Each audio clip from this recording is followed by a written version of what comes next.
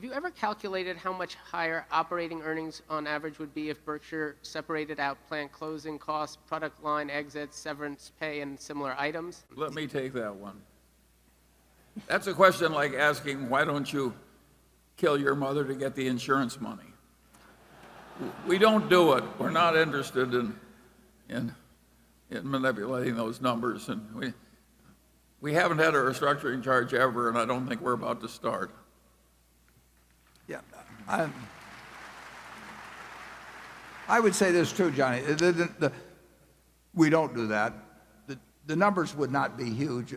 You know, there could be a year, I suppose, when they might be for some reason, but they are more conservatively stated than most companies, and I think they're of higher quality. And but I pointed out also that I think that our depreciation expense at the railroad, which is standard and which all the other railroads use, is inadequate as a measure of true operating earnings. But that's And you're talking about, we like to advertise our defects. not all of them.